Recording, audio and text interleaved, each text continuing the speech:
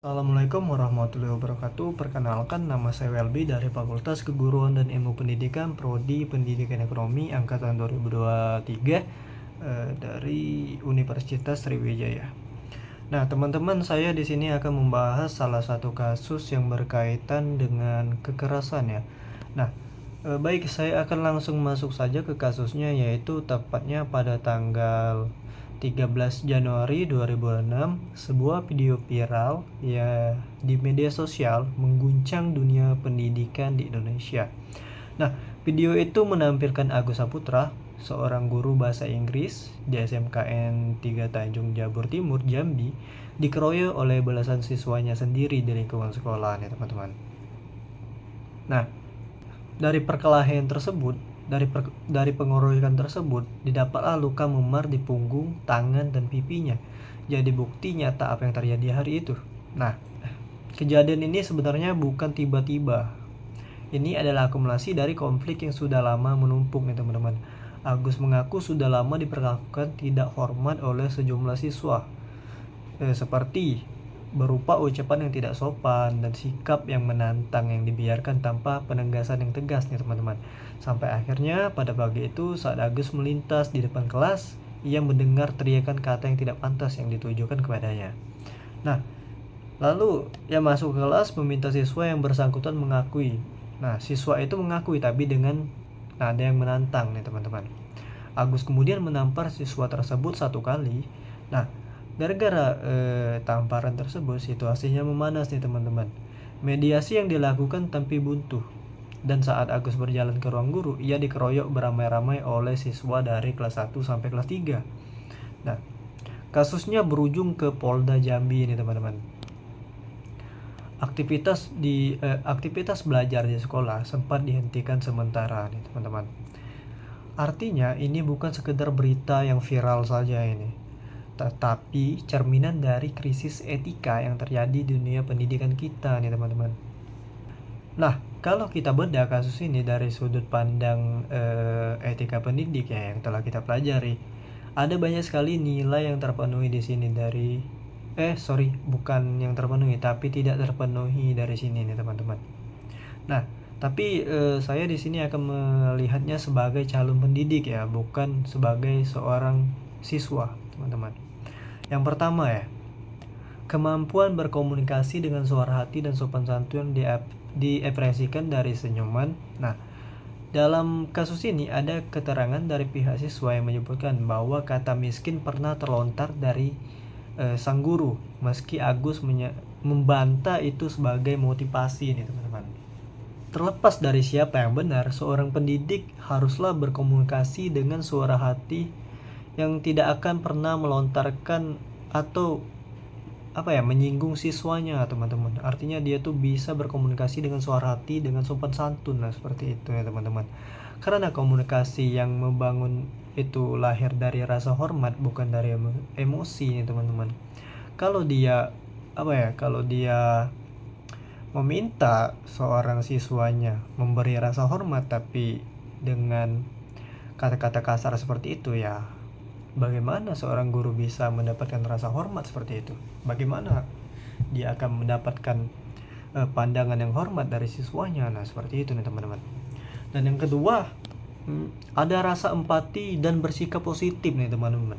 Nah, konflik ini sudah masuk lebih lama nih, teman-teman ya, dalam jangka waktu yang menumpuk. Nah, Agus sendiri mengakui sudah sering diperlakukan tidak hormat oleh siswa-siswanya.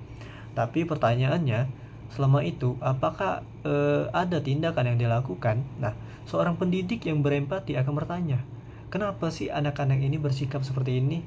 Ada apa sih di balik perilaku mereka? Nah, seperti itu harusnya seorang pendidik itu berperilaku ya, berpikir ya. Ya, dan seorang pendidik juga harus bersikap positif, akan mencari jalan keluar yang konstruktif nih, teman-teman, bukan menunggu sampai emosinya meledak sendiri. Nah, yang ketiga, bertanggung jawab, komitmen, dan konsisten. Nah, ketika konflik dibiarkan berlarut-larut tanpa penyelesaian, itu adalah bentuk lepas tanggung jawab nih, teman-teman. Nah, seorang pendidik yang berkomitmen tidak akan membiarkan masalah menumpuk jadi bom waktu. ia akan konsisten mengambil langkah, melapor ke sekolah, melibatkan BK atau jalur resmi lainnya, jauh sebelum situasi sekrisis ini nih teman-teman. Yang keempat, menjadi teladan dan integritas. Nah, ini yang paling berat ketika Agus menampar siswanya. Disitulah wibawanya sebagai seorang teladan itu runtuh nih teman-teman. Bukan karena ia tidak punya alasan, tapi karena seorang pendidik yang berintegritas tahu bahwa cara ia merespons situasi sulit adalah bukti nyata dari nilai yang ia ajarkan.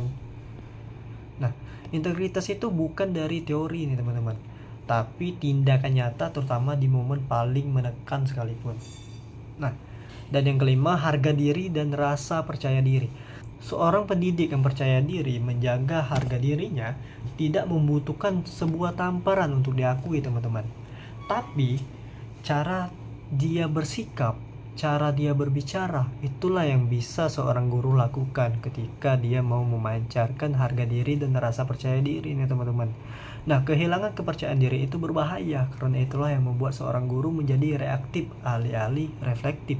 Lalu apa sih solusi yang bisa dilakukan oleh calon pendidik ya dari kasus ini?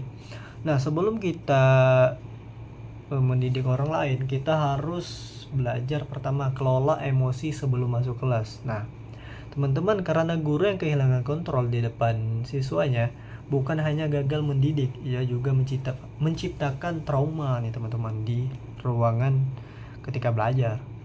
Nah, solusi yang kedua, tangani masalah sejak dini, jangan tunggu meledak. Nah, kalau ada siswa yang sudah berulang kali bersikap tidak hormat, jangan diam, laporkan dengan walinya atau dengan guru BK. Kalau tidak mempan juga ke guru BK, laporkan dengan kepala sekolah. Kalau juga tidak mempan dilaporkan dengan kepala sekolah, ya sudah, keluarkan saja. Nah, solusi yang ketiga, bangun relasi yang sehat dengan siswanya. Nah, siswa yang merasa dihargai tidak akan mengeroyok gurunya nih teman-teman. Dari senyuman, dari sapaan, dari ketulusan hadir, bukan hanya sebagai pengajar, tapi sebagai seorang yang peduli. Dan solusi yang keempat, gunakan jalur resmi, bukan reaksi spontan. Ketika situasi sudah di luar kendali ya, ketika seorang pendidik yang bijak akan mundur sejenak dan menyerahkan penyelesaiannya ke jalur yang tepat. Itulah bentuk nyata dari sikap yang dapat dipercaya dan dedikasi yang sesungguhnya nih teman-teman. Nah, kasus Pak Agus Saputra ini bukan hanya milik Jambi nih teman-teman. Ini adalah alarm bagi seluruh dunia pendidikan di Indonesia, bahwa menjadi guru bukan soal mengajar saja nih teman-teman, tapi bagaimana ketika kita hadir, bagaimana kita merespon, bagaimana kita bertahan dalam tekanan dan dalam tekanan integritas tentunya, bahkan di momen yang paling menekan sekalipun nih teman-teman. Karena murid kita bukan hanya mendengarkan apa yang kita ajarkan, mereka merekam setiap hal yang kita lakukan. Guru yang kuat bukan yang tak pernah diuji nih teman-teman, tapi yang tetap beretika. Justru itulah ujian yang paling berat.